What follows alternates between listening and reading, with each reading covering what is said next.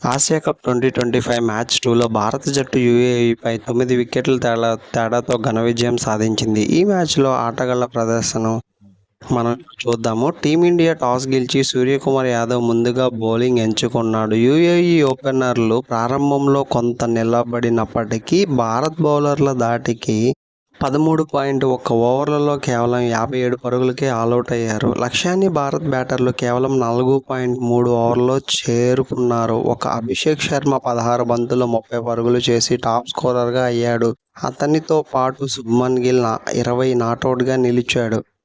భారత్ 9 వికెట్లు ఉంచుకొని విజయం సాధించింది. కుల్దీప్ యాదవ్ 4 ఓవర్లలో 4 వికెట్లు తీశాడు. అతని స్పిన్ బౌలింగ్ యూఏఈ బ్యాటర్లను పూర్తిగా ఇబ్బంది పెట్టింది. ఒకే ఓవర్లో 3 వికెట్లు తీసి మ్యాచ్ని భారత్ వైపు తిప్పాడు.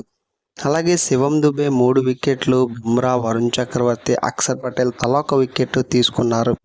అభిషేక్ శర్మ 16 బంతుల్లో 30, 2 ఫోర్లు 3 సిక్స్లు కొట్టగా విజయం సులభంగా చేశాడు. శుభ్మన్ గిల్ 20 పరుగులతో అజేయంగా నిలిచాడు. సూర్యకుమార్ యాదవ్ 7 పరుగులు చేశాడు.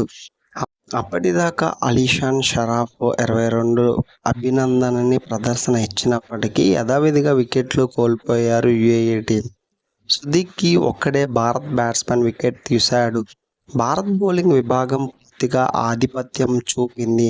నిర్దిగ్ధంగా యూఏఈని ఓడించారు. మొత్తం 106 బంతుల్లోనే మ్యాచ్ ముగిసింది. భారత్ బ్యాటింగ్, బౌలింగ్ విభాగాలు సమతుల్యత కనిపించింది. కుల్దీప్ యాదవ్ 4 ఓవర్లకే 4 వికెట్లు తీసి మ్యాన్ ఆఫ్ ద మ్యాచ్గా నిలిచాడు. మరిన్ని ఆసియా కప్ 2025 క్రికెట్ అప్డేట్స్ కోసం మన ఛానల్ అయితే సబ్స్క్రైబ్ చేసుకోండి. థ్యాంక్